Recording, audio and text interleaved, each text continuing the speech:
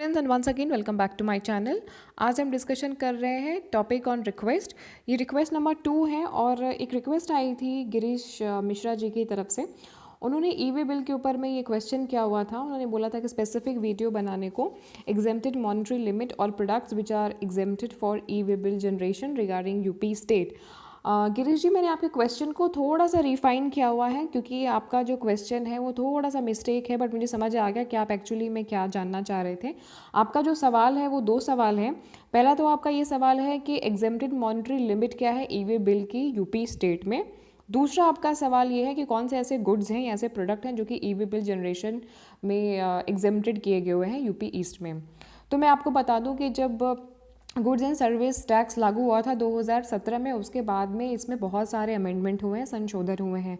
तो जो 14वां संशोधन है जो कि 2018 में हुआ था, जिसकी मैं अभी आपको कॉपी भी दिखाऊंगी, स्क्रीन पे शेयर करूंगी, पूरा पीडीएफ मैं आपसे शेयर करने वाली हूँ आज, जो कि यूपी के गवर्नर ने जिसको अप्रूवल दिया था और उन्होंने ये ऑर्डर रिलीज़ किया हुआ था। और रूल नंबर 138 पॉइंट नंबर 14 जो अमेंडमेंट हुआ था उसके तहत ई वे बिल किन किन प्रोडक्ट्स में या किन किन गुड्स में एग्जेम्प्ट किया गया हुआ है, वो एनेक्जर कौन सा है, उस एनेक्जर के अंदर में कौन कौन से प्रोडक्ट हैं जो कि एग्जेम्प्ट किए गए हुए हैं, ये पॉइंट नंबर 14 में मेंशन किया गया हुआ है। रूल नंबर 138 सेक्शन सहित सारा कुछ मैं आपको बताने वाली हूँ। फिलहाल जो आपका जो 2 सवाल है उस सवाल पे आपके आते हैं।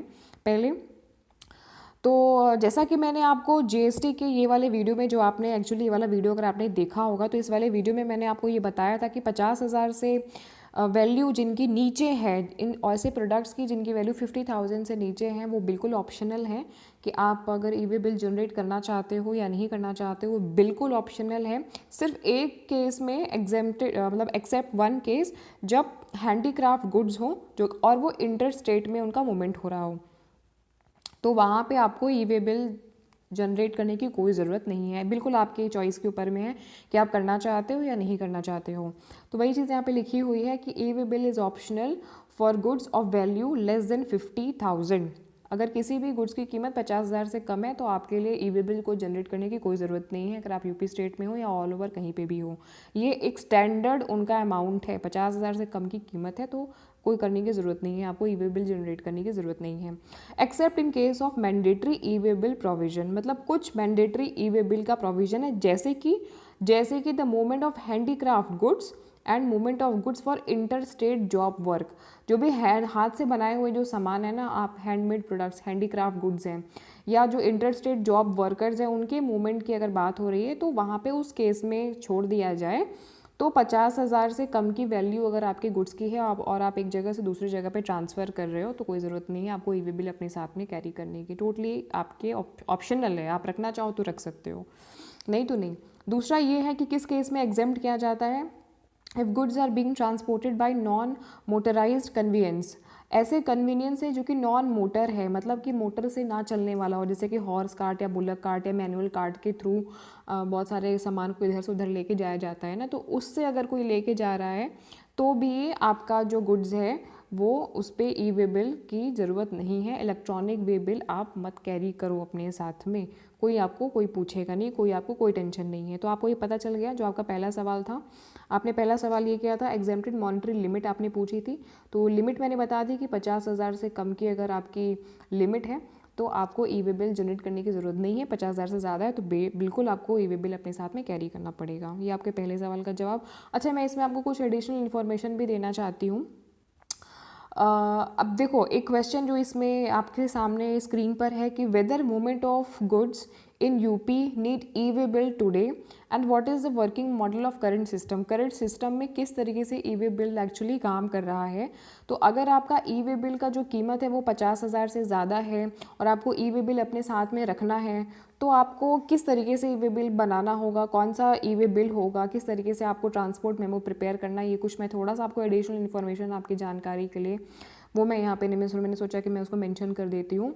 तो बिल्कुल अगर आप ई वे बिल रखना चाह रहे हैं तो आपको, और यूपी में है और आप सामान एक जगह से दूसरी जगह लेके जा रहे हैं, सामान की कीमत 50,000 से ज़्यादा है, तो ई संरचना सिस्टम जो कि जीएसटी रिजीम के अंदर में है, यहाँ पे आपको कुछ 2-3 इनके फॉर्म्स आते हैं, इनको फिल करना होगा, कुछ डॉक्यूमेंट्स और कुछ सर्टिफिकेट आपको रखने पड़ेंगे, जिसमें से पहला जो आपका commercial tax department of Uttar Pradesh ने जो प्रिस्क्राइब किया हुआ है डॉक्यूमेंट एंड सर्टिफिकेट, वो ये 3-4 सर्टिफिकेट्स हैं। पहला है TDF को बोलते हैं ट्रांजिट डिक्लेरेशन फॉर्म, इसको ई परगमन प्रपत्र भी कहते हैं, for goods of other state that pass through UP while in transit. ऐसे सामान, ऐसे गुड्स जो कि दूसरे स्टेट से पास होते हैं यूपी से होकर के, मतलब फॉर गुड्स और other state that pass through UP while in transit, मतलब कि अगर उनको MP जाना है और वो यूपी से होकर के जा रहे हैं तो उनको TDF अपने साथ में रखना पड़ता है।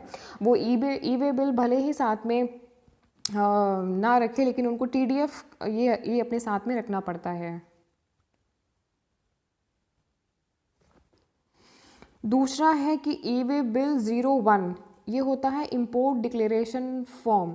जो हैवी व्हीकल्स होती हैं, जब वो ट्रांसपोर्ट करती हैं goods from other state into UP for delivery, मतलब कि सपोज़ करो MP से गुड्स आ रहा है आपका यूपी में, तो उनको ई वे बिल 01 अपने साथ में रखना होता है। ये इम्पोर्ट डिक्लेरेशन फॉर्म होता है। तो ऐसी सिचुएशन में अगर MP से सामान यूपी में आ रहा है तो ई वे बिल 01 अपने साथ में रखना पड़ता है।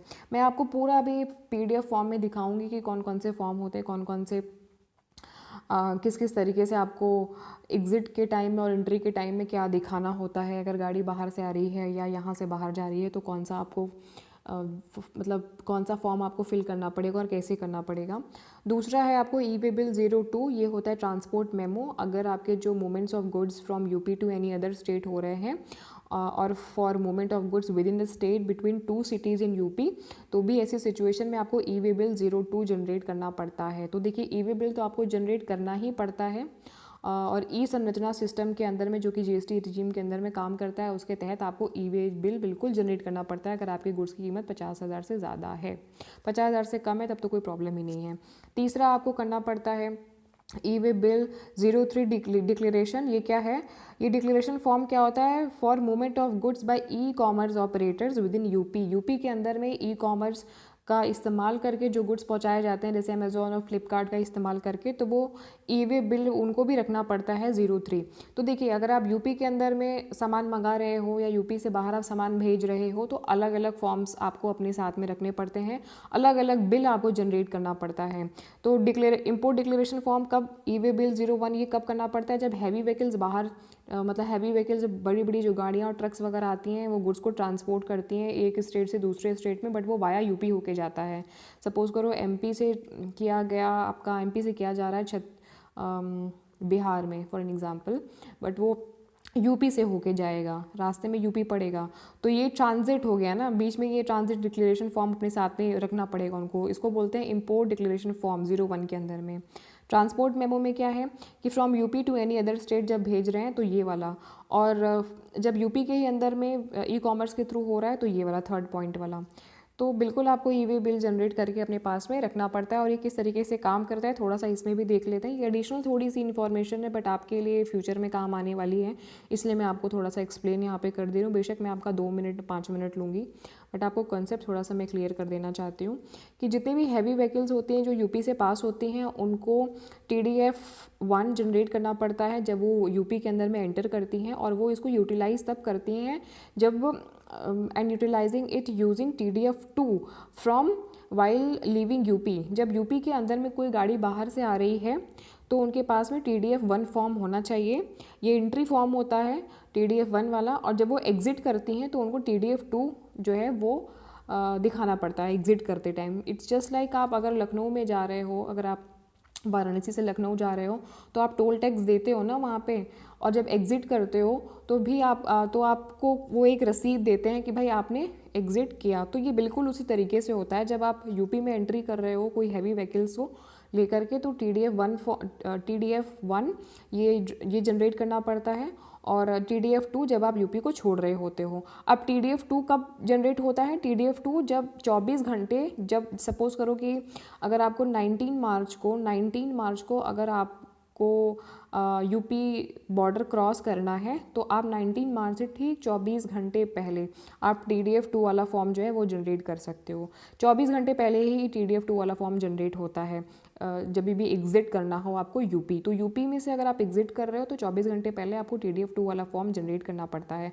और जब आप एंट्री करते हो तो TDF 1 वाला फॉर्म करना पड़ता है। अब TDF 1 में क्या है, 2 में क्या है, ये पूरा फॉर्म का फॉर्मेट होता है जो आपको फिलअप करना पड़ता है। SMS के थ्रू भी अब चीज़ें हो जाती हैं, पहले तो सारी चीज़ें आपकी मैन्युअली होती थी, बट अब सारी चीज़ें आपकी ऑनलाइन हो जाती हैं। थोड़ा सा और देखते हैं इसमें क्या लिखा हुआ है कि transit module begins with registration of vehicles, मतलब जो पूरा जो ट्रांजिट मॉड्यूल है ये रजिस्ट्रेशन से होता है, व्हीकल का रजिस्ट्रेशन। इसमें आपको यूज़र लॉगिन आईडी मिल जाती है, TDF का रजिस्ट्रेशन होता है, change transit vehicle, add transporter, change password, change vehicle owner respectively. ये तरीका बताया गया हुआ है किस तरीके से होता है, ये उतना इम्पॉर्टेंट नहीं है क्योंकि जब आप करते हो ना तो आप उनकी वेबसाइट पे लॉगिन करके आपको आईडी पासवर्ड जनरेट करना पड़ता है, वो अलग ही पूरा प्रोसेस होता है। थोड़ा सा TDF 1 और TDF 2 क्या है इसको थोड़ा सा देख लेते हैं कि TDF 1 को एंट्री फॉर्म भी बोलते हैं और TDF 2 को यूटिलाइजेशन फॉर्म भी बोलते हैं। TDF 1 क्या होता है कि एक यूज़र को जनरेट करना पड़ता है TDF जब वो यूपी में एंटर करता है। A user need to provide information relevant to goods, departure place, destination place, सारे इन्फॉर्मेशन फॉर्म में फिलअप करते वक्त भरने पड़ते हैं। जो आपको ई-वे बिल जनरेट करके देते हैं ना, वही TDF 1 वाला एंट्री फॉर्म वो पूरा भर के देते हैं कि आपका डिपार्चर प्लेस क्या है, आप कहाँ लेके जा रहे हो, कौन सा गुड्स है, सारी इन्फॉर्मेशन गुड्स से रिलेटेड। आपको जो सबसे ज़्यादा इम्पॉर्टेंट है अब वो ये है कि ये फॉर्म को आपको अपने पास में कैरी करना पड़ता है क्योंकि transporter needs to carry it while travelling in UP for verification at any point in time. किसी भी पॉइंट पे आपकी गाड़ी को रोक करके वेरिफिकेशन किया जा सकता है। जो बड़ी गाड़ियाँ होती हैं, स्पेशल ट्रक्स वगैरह लोडेड, जहाँ पे माल वगैरह एक जगह से दूसरी जगह ट्रांसफ़र किया जाता है, तो आप ये TDF एंट्री फॉर्म दिखाते हो तो आपको वो कुछ रोकते नहीं, आपको जाने देते हैं। फिर जब आप यूपी के बॉर्डर को एग्जिट करते हो तो उस टाइम पे आपको TDF यूटिलाइजेशन फॉर्म दिखाना पड़ता है while living UP at time of exit. देखो बिल्कुल एग्जिट के टाइम पे ही दिखाना होता है। A user need to utilize the TDF 1 that he generated at the time of entry UP. तो TDF 2 वाला भी आप जब फॉर्म फिलअप करते हो, ये वाला फॉर्म आपको मिलता है ना, तो इसमें कुछ इन्फॉर्मेशन 1 वाली भी होती है जो आपको देनी होती है। तो 2 भी वही जनरेट कर सकता है जिसने 1 जनरेट करके रखा हो। इसका मतलब यही होता है कि आप एग्ज़िट तभी कर सकते हो जब आपने एंट्री करके रखी हो, सीधी सी बात है। तो इसलिए थोड़ा सा यहाँ के जो चेंजेस इनके कानून में किए गए हैं वो यही किए गए हुए हैं। सो आपका दूसरा सवाल था कि कौन से ऐसे गुड्स हैं जो कि एग्जेम्प्ट किए गए हुए हैं ई-वे बिल जनरेशन के लिए यूपी स्टेट में। तो कुछ ही आपके स्क्रीन पे स्पेसिफिक गुड्स मैंने यहाँ पे इनलिस्ट करे हुए हैं, ये सारे आपके एग्जेम्प्टेड हैं। पहला आपका लिखा हुआ है कि क्या transportation of those goods lay down in the annexure to rules as specified below. और यहाँ पे ये जो रूल की बात कही जा रही है ये रूल नंबर 138 की बात कही जा रही है, और जिस एनेक्जर की बात कही जा रही है ये एनेक्जर भी मैं आपको PDF फॉर्म में दिखाती हूँ कि किस एनेक्जर की यहाँ बात कही जा रही है।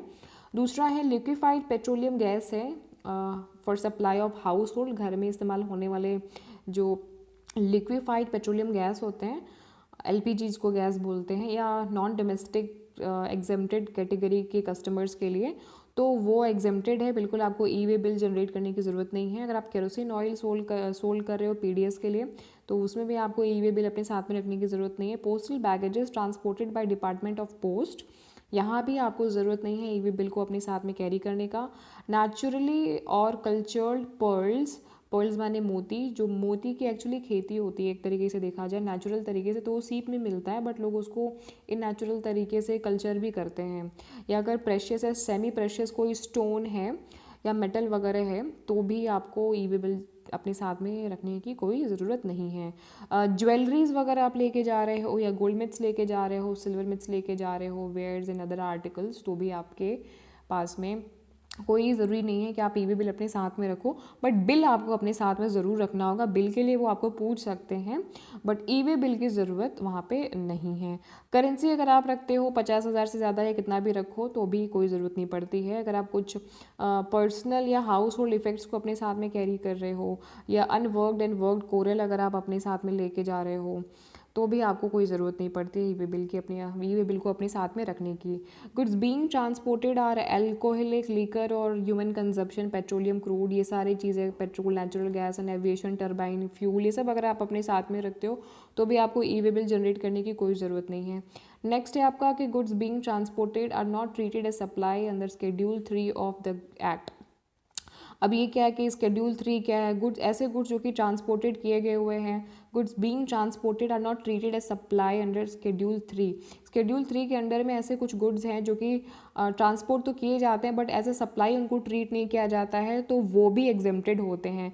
अब वो क्या होता है, जैसे शेड्यूल 3 में ऐसी चीज़ें, जैसे कि अब देखो यहाँ पे पूरा मैंने मेंशन कर दिया है कि consist of activities that would neither be supply of goods और nor services like service of an employee to an employer. अगर कोई एम्प्लॉय की सर्विस है, एम्प्लॉयर को दे रहा है इन कोर्स ऑफ हिज एम्प्लॉयमेंट, अपने एम्प्लॉयमेंट के दौरान, जैसे कि जो MPs होते हैं, MLAs होते हैं, वो उनके कहने पे कोई फंक्शन परफॉर्म कर रहे हैं और ऐसी सिचुएशन में कोई सामान एक जगह से दूसरी जगह पे विद इन स्टेट ट्रांसफ़र किया जा रहा है, तो वहाँ पे भी कोई आपको ई वे बिल अपने साथ में जनरेट करने की ज़रूरत नहीं, क्योंकि वो जो भी सामान पास ऑन हो रहा है वो MPs एंड MLAs के इंस्ट्रक्शन पे या गवर्नर CM के इंस्ट्रक्शन पे पास होते हैं, तो उसकी आपके पास में बाय डिफ़ॉल्ट नोटिफिकेशन या कॉपी या नोटिस होती है। तो ऐसी सिचुएशन में भी आपको ई वे बिल जनरेट करने की कोई ज़रूरत नहीं होती है। या कार्गो कंटेनर्स के थ्रू अगर कोई गुड्स ट्रांसपोर्ट किए जा रहे हुए हैं तो भी आपको ई वे बिल नहीं रखना होता है। बाकी ये सारी चीज़ें देख लो, कर्ड, लस्सी, बटर मिल्क, ये सारी छोटी छोटी चीज़ें हैं जिनमें वेजिटेबल्स हो गए, फ्रूट्स हो गए, fresh milk and pasteurise milk हो गए, ये सारी चीज़ों में आपको बहुत बेसिक सी चीज़ें हैं, इनमें आपको कोई ज़रूरत नहीं पड़ती ई वे बिल साथ में रखने का। ये मीट वगैरह, सेरेल्क हो गया, सॉल्ट, राइस, व्हीट, फ्लावर, मतलब नॉर्मल सी चीज़ें हैं। अभी मैं आपको इसका नोटिफिकेशन दिखा देती हूँ, जो यहाँ पे लिखा हुआ है कि goods exempted under notification number 7 2017। इसको बाद में मॉडिफाई भी किया गया था, 14वें नंबर का मॉडिफिकेशन हुआ था, 14 नंबर का मॉडिफिकेशन हुआ था 2018 में। उसमें अभी मैं आपको दिखाती हूँ कि कौन कौन से ऐसे प्रोडक्ट हैं जो ये नोटिफिकेशन की यहाँ बात कही जा रही है, ये मैं आपको थोड़ा दिखा देना चाहती हूँ। ये जो सोर्स मैंने लिया है, ये सोर्स मैंने लिया हुआ है, ये भी आप देख लें कि ये सोर्स मैंने यहाँ से लिया हुआ है, cleartext.in/SGST-EWAY-bill-exempted-goods, यहाँ से मैंने लिया हुआ है। ये HTTPS है, पूरा सिक्योर है, जो भी इन्फॉर्मेशन यहाँ से ली है काफ़ी रिलायबल इन्फॉर्मेशन है। और जो मैं आपको मेन एनेक्सर दिखाने वाली हूँ वो तो गवर्नमेंट की वेबसाइट से मैंने उठाई हुई है फॉर मोर क्लियरेंस। ये आपके सामने मैंने पूरा नोटिफिकेशन खोल दिया हुआ है। ये नोटिफिकेशन है यूपी शासन का। यहाँ पे अगर आप देख सकते हैं तो आर्टिकल 348 जो कि क्लॉज 3 के अंदर में मेंशन किया गया हुआ है, जिसमें गवर्नर ने ये इंस्ट्रक्शन दिए हैं, ऑर्डर दिए हुए हैं और पूरा ट्रांसलेशन किया हुआ है। नोटिफिकेशन नंबर भी यहाँ पे लिखा हुआ है, यूपी GST रूल 2017 के अकॉर्डिंग जो ऑर्डर उन्होंने पास किए हुए हैं। और 2018 में जो भी इनका अमेंडमेंट हुआ है, ये पूरा उसका ऑर्डर है। लेटेस्ट इन्फॉर्मेशन है ये आपका 26 मार्च 2018 की। इस इन्फॉर्मेशन में, इस नोटिफिकेशन में क्या चीज़ें हैं वो एक बार देख लेते हैं। अच्छा, कुछ चीज़ें इसमें और है जो मैं आपको इधर दिखाते चलती हूँ कि in exercise of the power confirmed by section 164 of the UP goods and service tax 2017 read with section 21 of UP general clause act 1904, the governor please to make the following rules. जो rules बनाए गए हुए हैं उसके बारे में बात कही जा रही है। With a view to amending the UP goods and service act 2017 में कुछ अमेंडमेंट करने की ज़रूरत थी, तो वो जो अमेंडमेंट हुए हैं वो यहाँ पे बताए गए हुए। देखिए, आपके लिए जो मेन इंपॉर्टेंट चीज़ है उस पर मैं आती हूँ, बट उससे पहले मैं आपको एक चीज़ बता देना चाहती हूँ कि the UP goods and service tax 14th amendment, जिसकी बात मैं बात कर रही थी, 14वें अमेंडमेंट में ये बात बोली गई थी कि कौन कौन से आपके goods and services E way bill के लिए एग्जेम्प्टेड हैं। मैं डायरेक्ट एग्जेम्पशन पे आती हूँ। वैसे ये भी अगर आप देखना चाहें, पढ़ना चाहें तो स्क्रीन को पॉज करके इसको भी आप पढ़ सकते हैं। रूल नंबर 117 में जो पहला अमेंडमेंट हुआ था, मतलब कौन कौन से अमेंडमेंट हुए थे ये यहाँ पे लिखा हुआ है। पहला जब अमेंडमेंट हुआ था तो इस चीज़ में हुआ था, मतलब पहला वाला जब अमेंडमेंट हुआ था तो इस चीज़ में हुआ था, दूसरा वाला हुआ था अमेंडमेंट तो इस चीज़ में हुआ था। मैं डायरेक्ट 14 वाले में आती हूँ जो आपका सवाल था। तो 14 में नीचे आते हैं हम। 14 अमेंडमेंट, हाँ ये रहा। अब देखिए, ये 14 नंबर का जो इनका अमेंडमेंट है, ये बिल्कुल आपका जो सवाल है वही है कि notwithstanding anything content in this rule no e way bill is required to be generated. ये सारे वो कंडीशन हैं जिसमें ई वे बिल रिक्वायर्ड नहीं है जनरेशन के लिए। अभी ये क्या है, पहला देखो इसमें क्या लिखा हुआ है, पहला जो पॉइंट है, पहले पॉइंट को ही आप देख लो, थोड़ा सा मैं इसको एक्सप्लेन यहाँ कर दे रही हूँ, हालांकि मैंने स्लाइड में आपको एक्सप्लेन कर दिया हुआ है। Where the goods being transported are specified in annexure, मतलब वो सारे गुड्स जो कि आपके एनेक्जर में स्पेसिफाई किए गए हुए हैं। अब एनेक्जर क्या है? एनेक्जर माने ये आपका पेज नंबर 6 था, पेज नंबर 7 पे आपका एनेक्जर है। कौन सा एनेक्जर? ये वाला एनेक्जर 138, यही मैं आपको बोल रही थी, रूल नंबर 138, यही आपका एनेक्जर है। इस एनेक्जर में डिस्क्रिप्शन दिया गया है गुड्स का। ये सारे जो गुड्स हैं ना, ये आपके एग्जेम्प्टेड किए गए हुए हैं। इसका लिंक भी मैं आपको दे दूंगी, अगर आपको इसका लिंक चाहिए तो आप मुझे बोलिएगा, मैं कमेंट बॉक्स में आपको इसका लिंक दूंगी, वरना आप इसका स्क्रीनशॉट भी ले सकते हो। आपके लिए जो इम्पॉर्टेंट पेज नंबर है वो इम्पॉर्टेंट पेज नंबर है 6, ये 6 एंड 7, ये 6 नंबर एंड ये नीचे वाला 7 नंबर, क्योंकि 7 नंबर पेज पे आपको दिया हुआ है एनेक्जर, ये वाला एनेक्जर। अब इसमें देखो, इसमें कुछ चीज़ें हैं जो यहाँ पे मेंशन है, जो मैंने आपको वहाँ बताया था, जैसे करेंसी हो गया, केरोसिन ऑयल हो गया, ये सारी चीज़ें ये हमने अभी डिस्कशन किया, ये सारा चीज़ एनेक्जर वाला। ठीक है, तो आई थिंक कि आपको ये पता चल गया होगा कि कौन कौन से गुड्स जो हैं वो एग्जेम्प्टेड किए गए हुए हैं। अगर आप ये वाला चीज़ पढ़ोगे वापस से तो आपको समझ में आएगा कि क्या चीज़ें हैं। ये भी मैंने आपको भी एक्सप्लेन कर दिया। Where the goods are being transported by non motorize convenience, मतलब इसकी आपको कोई ज़रूरत नहीं है, बट इनकेस अगर आपको चाहिए for your reference, future reference के लिए, तो I can provide you the link as well. बाकी मैंने आपको स्क्रीन पे दिखा दिया, आप यहाँ से भी स्क्रीनशॉट ले सकते हो। ये जो अभी आपके सामने स्क्रीन पे है ना, ये सारा चीज़ आपने अभी एनेक्जर वाले में देखा, सेम वही चीज़ है, कुछ भी अलग नहीं है। थोड़ा सा मैंने आपको कन्फ्यूज़न नहीं हो इस वजह से वो आपको PDF मैंने दिखा दिया फॉर योर रिलायबिलिटी। वही सारी चीज़ें यहाँ पे है, सोर्स जो है ये यहाँ से लिया हुआ है। आई होप कि आपको ये लेक्चर पसंद आया होगा। अगर आपका कोई और भी टॉपिक है, कोई भी और टॉपिक है इसके अलावा, और जो कि मैनेजमेंट का अगर नहीं भी हो, किसी और फील्ड का हो, तो भी आप मुझे बताओगे तो मैं उसके लिए आपको स्पेसिफिकली उस पर वीडियो बनाऊंगी। सो इस तरीके के जो वीडियोस होते हैं वो टॉपिक ऑन डिमांड होते हैं। रिक्वेस्ट जब भी कोई भी स्टूडेंट करता है तो मैं उनके रिक्वेस्ट के बेसिस पे वीडियोस बनाती हूँ। Thank you for watching this video. मिलते हैं हम नेक्स्ट लेक्चर में। आपका क्वेश्चन बहुत ही अच्छा था, ये बहुत सारे लोगों के लिए हेल्पफुल होने वाला है guys. Thank you so much.